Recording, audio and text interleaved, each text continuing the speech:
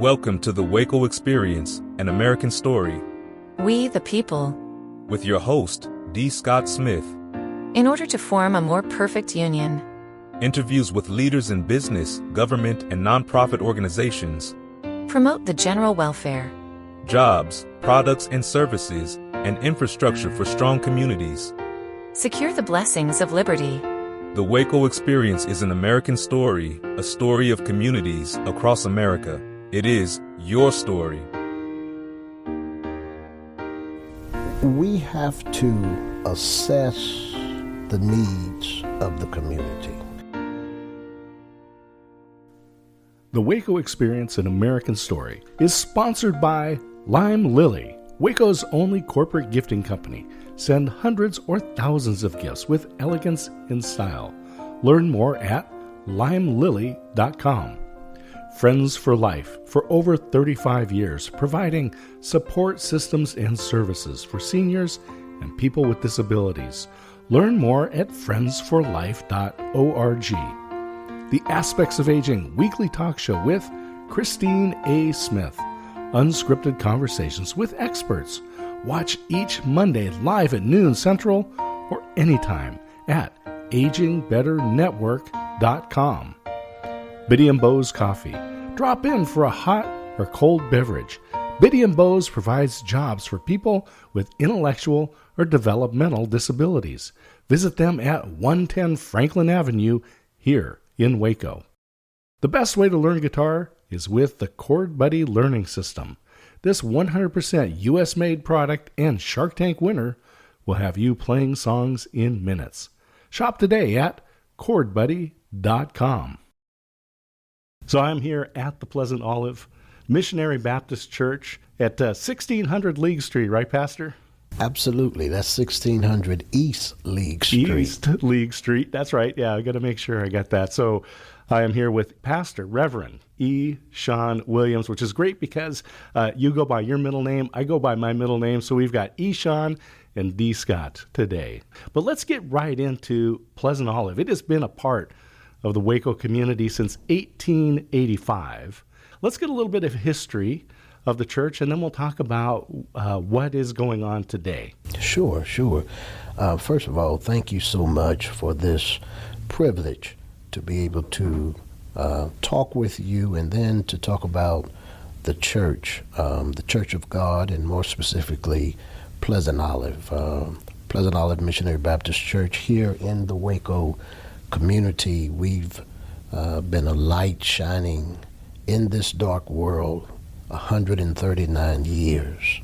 We've been on this particular site here, 1600 East League Street, for the majority of those 139 years, and we've attempted to be just that, the Church of God. I'm thankful because starting out here in 2014, 2015, I was selected as the 14th pastor to serve here in 100, and at that particular time, 129, 130 years. And so I'm thankful for the longevity of the leadership that's been here, and it has done amazing things within the church as well as within our community. We seek to continue to lift biblical principles. We seek to make disciples, impact lives. And one of the things that we're attempting to do even now is to not only grow individuals, but impact families. I just believe that the church should be a community of believers, but also a community of family. So let's talk about the family, because it is so important. It's crucial. The dynamics of the family unit, there's been a breakdown. I always go back to the book of beginnings, the book of Genesis. I teach here at Pleasant Olive that if you want to know anything about the current events, if you want to know anything about God's original intent, go to the book of Genesis. And when you look at Genesis and the family structure, we've redefined family. The biblical principles of family what it consists of, the order of family and structure, and that picture of support, love, compassion, togetherness, unity. There's been a breakdown. And I think over a time period, that has even seeped into the church, where there's been a breakdown even within the universal church as well. And so one of the things we have to do is get back to the basics, get back to the family structure, get back to the father, the men being leaders, providers, protectors, the priest, the prophet of the family. In the book of Deuteronomy chapter 6, they taught the biblical principles to their children. In those verses, I love to read it. It says, we told our children, we passed it on, biblical principles. We wrote it on the doorposts. We put it before their frontlets, before their faces, before they leave in the morning, when they return, before they go to sleep. I think we need to get back. But I think we've gotten so busy, and we're not allowing the main thing to be the main thing when it comes to the family. You know, this is important because God gave us families because he had a relationship with Adam.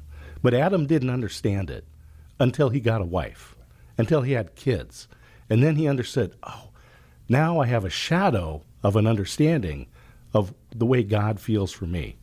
And if a child doesn't have a good father figure, then it's when we talk about God the Father, it's hard for that child to understand because maybe dad is not that great. Absolutely.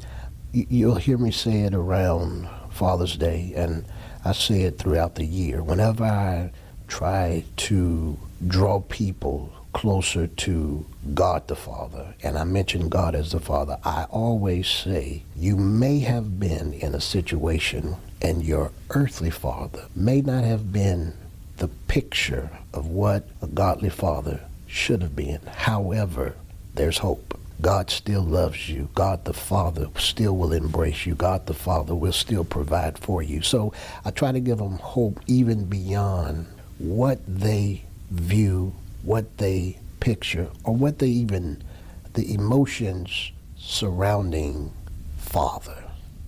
Try to point them in another direction. And I think that's what really the gospel is designed to do, is to point us in another direction. Let's talk about how people, you know, what things are going on right now. What kind of program? Well, we're a very traditional church. We have been a Baptist church. We have ministries designed for every age group. Ideally, we have a men's ministry, women's ministry, the youth ministry. We have a young adult ministry, what I call YAMS, young adult ministry.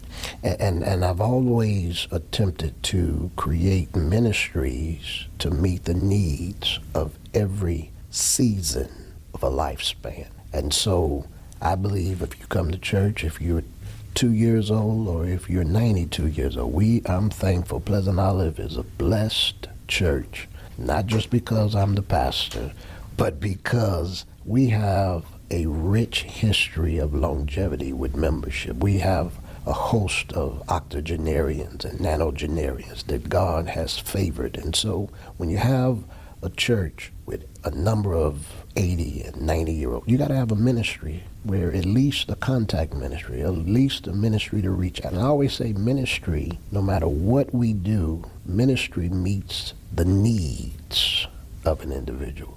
In 2025, we're looking to develop a health ministry where throughout the year we know there are some critical indicators when it comes to the health that we need to take care of. The Bible teaches that our bodies are like the temples, and so it is our responsibility. And I think a lot of things that we suffer with when it comes to health, most of it, in my personal opinion, can be avoided or handled a different way if only we had the knowledge, if only we had the resources, if only we had someone giving us this information, not to be reactive, but to be proactive. And so we'll be setting up a health ministry where we'll, in May, dealing with mental illness, and then, of course, October, breast cancer, but we'll do some other things throughout the year for a health fair and things of that nature. So we have different ministries throughout the church. And then, of course, you can't come to a Baptist church without hearing some music. And so we also have a wonderful music ministry as well. And so even with that, 139 years, that's a traditional church, but I'm trying my best to be relevant in the times in which we live today. I don't believe that we can still operate in the 21st century the same way we did in the 18th, 19th century. I believe you change the method, but you never change the message. I love that. And so there are some things that we have to, and another thing I like to say is that when you're trying to capture this generation, Gen Zs, and dealing with social media and dealing with the tragedies of the world and dealing with all of the evilness that's upon us, how does the church respond in these times? And so I often say when we're talking about ministries and we're doing things, we can also, I'm all for thinking outside the box. Let's get outside the box, but never outside the Bible. And so there'll be some other things that we seek to do as well in order to capture that audience.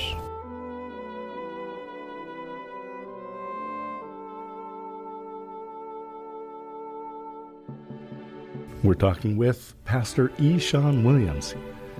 Let's talk a little bit about your journey into the pastorate. You've been here at this church for coming up on a decade now, but let's talk about your journey. You didn't just roll out of high school into seminary. Let's talk about your journey into the pastorate. I've always been a part of the church. As a matter of fact, my wife teases me and says that I was born in the church. Literally, there's a picture of me on the pew at one of our former churches with my parents, and she said, I think that's where you were born, on the pew. So as long as I can recall, I've been in the church, a part of the church. My parents served faithfully in the church. My father, a deacon, my mother, a deaconess for many years. The church has been a part of me. I hadn't always been a part of the church, right? I would go religiously, as they say, but I was just going because it was what we do. No matter what you do as a child, as a young adult, you had to be at church on Sunday mornings. I grew up in a traditional family structure, and I don't care how late you stayed out Saturday.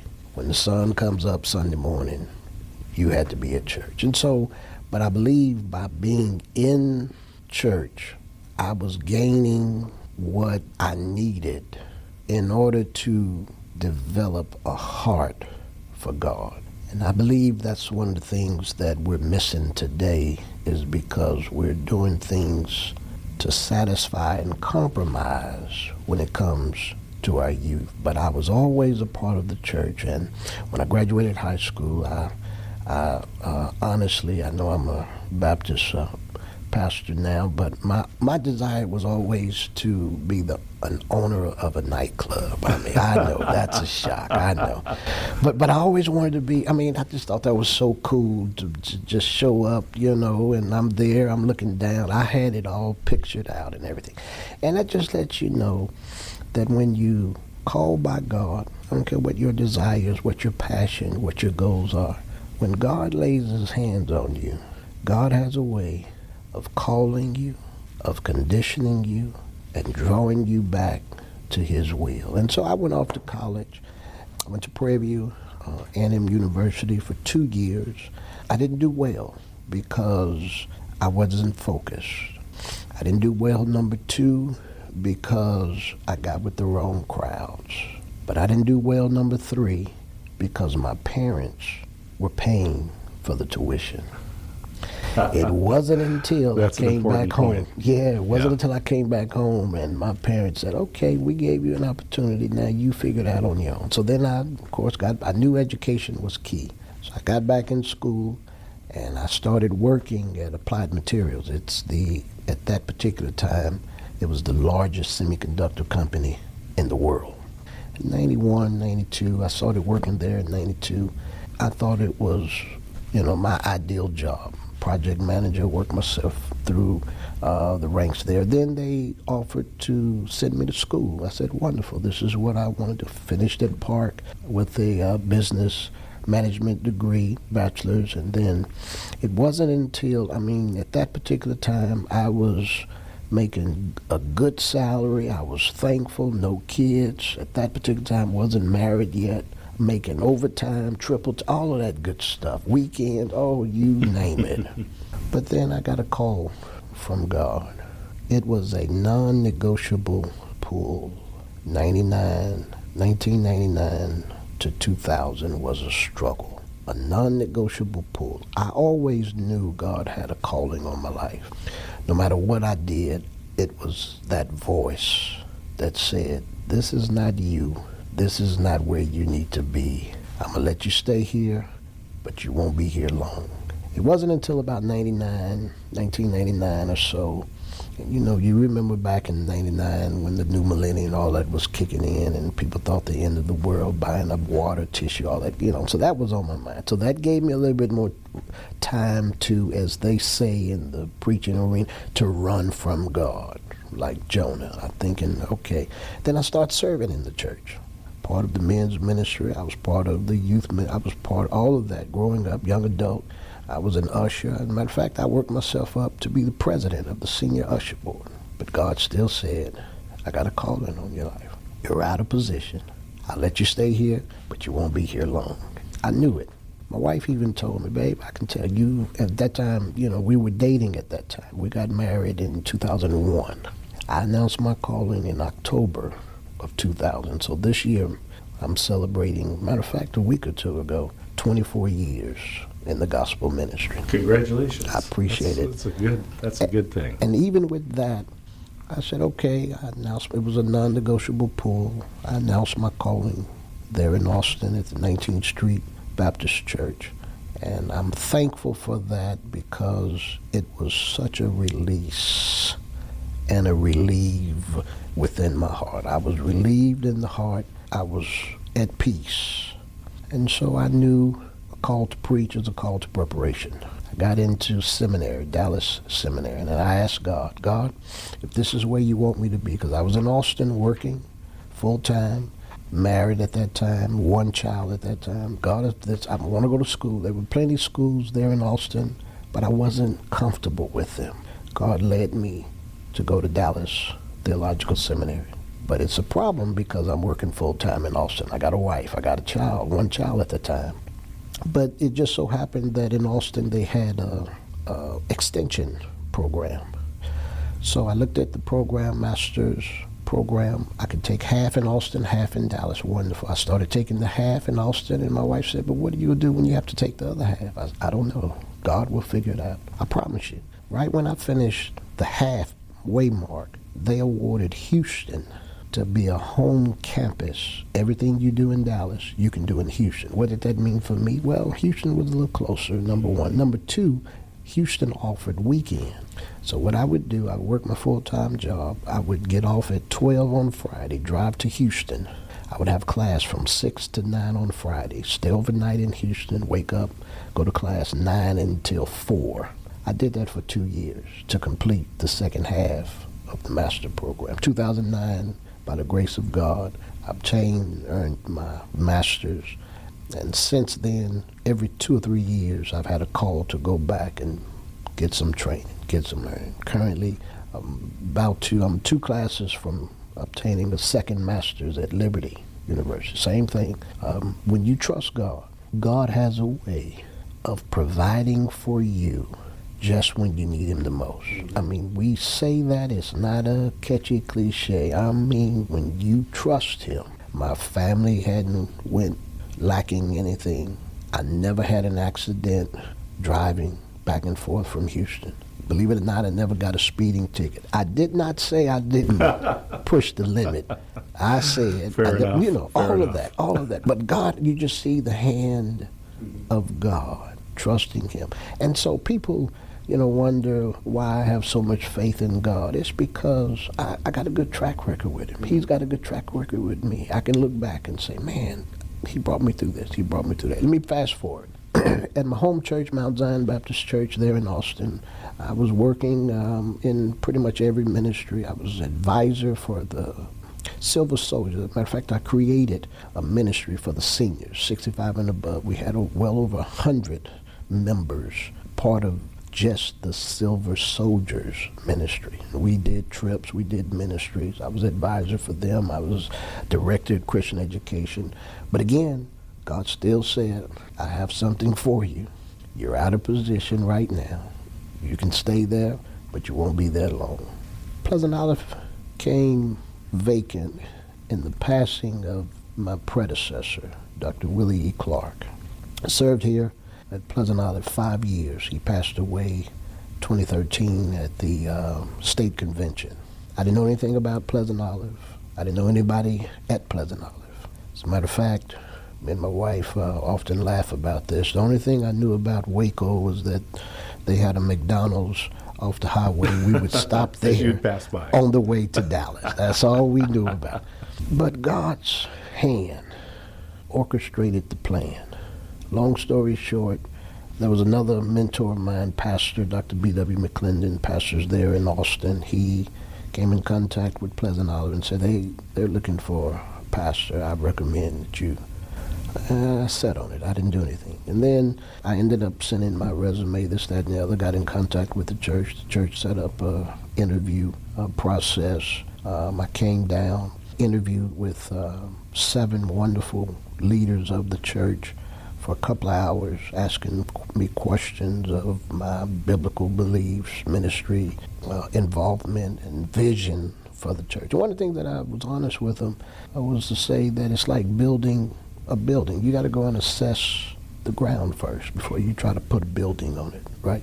So I told them, yeah, there's some basic things that I want to do, but I want to come and learn the people, learn the congregation, see what the needs are before you build on it, right? And so we did that. I preached, taught Sunday school, preached in October of that particular month, 2014, and then got called back in January of 2015. By the end of January 2015, got a call saying that the church, the membership, has selected you to be the next pastor. I hadn't looked back. God, again, his hand has been orchestrating my life to bring me and my family from Austin to Waco, not knowing a soul, had to be God.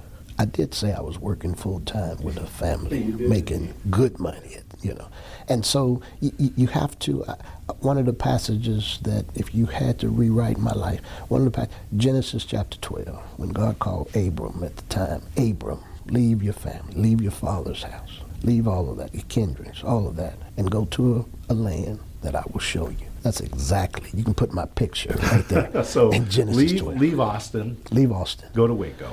Well, he didn't say where at the time. Well, yeah. Go he to a didn't tell land. Abraham either. Yeah, no, he didn't tell him. You go to a Yeah. land, you know. But yes, at that particular time, leave Austin, go to Waco. So as we finish up here, Sure. You mentioned in college you got involved with the wrong crowd, and this is important. And people need to be intentional about who they spend their time with. Let's talk about the vision that you have as the leader of this congregation for Pleasant Olive in this community. Tell me about your vision. We have to assess the needs of the community. I often like to use this analogy. You got to scratch where it itch. And I believe we have work to do because the community is constantly changing.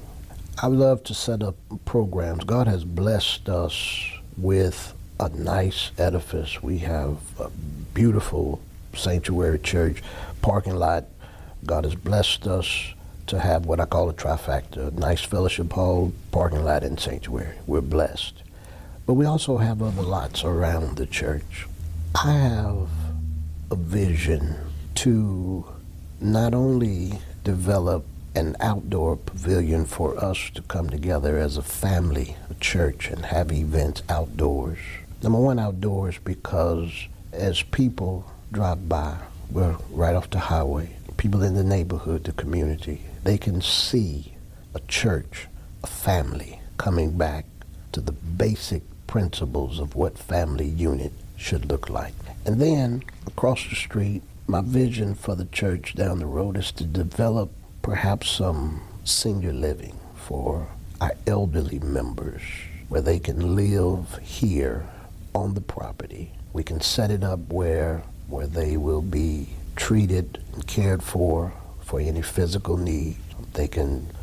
We can have transportation throughout the week, taking them to their appointments, this, that, and the other. But then we also have either a counseling or some type of support system, because most of the time when you get 80, 85, 90, a lot of times you're outliving a lot of your peers and colleagues and even church members and even family members move away. And so when I minister to a lot of our senior members, a lot of times all they want is the ministry of presence. A lot of times my wife teases me and say, what in the world did you have to talk about? She's 92 years old, she's 84, whatever. I said, most of the time, I don't say anything, I listen. And so I think there's several things we can do right here on the campus in order to impact the community. And then having after-school programs. We've adopted a school here, J. Hines Elementary, where we minister to the kids and we give donations, whether it's school supply, whether it's uniforms, donation. We've tried to do our best in whatever needs they have that we can provide and support.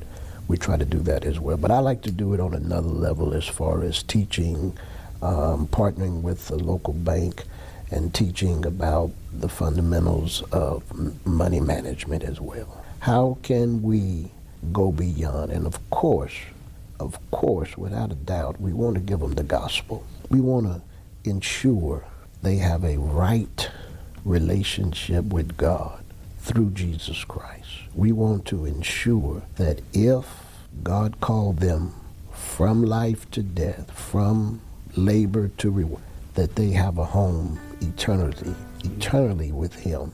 And because that's really what we're here, to make disciples, to draw them. And it's so true.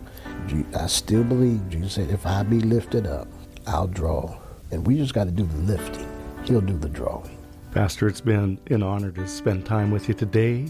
Thank you for taking the time. And I encourage people, come to Pleasant Olive Missionary Baptist Church, 1600 East League Street here in Waco. Sunday mornings, 10:30. You can catch us on our Facebook page. You can catch us on our YouTube channel. We would love. If you're unchurched, we offer a church to you. If you're unsaved, we offer a Christ to you. If you're unsure, we offer a conversation. Let's talk about it. We want to see you saved and blessed. God bless you. The WACO Experience, an American Story, is a production of D. Scott Smith Company, all rights reserved. Thank you for listening.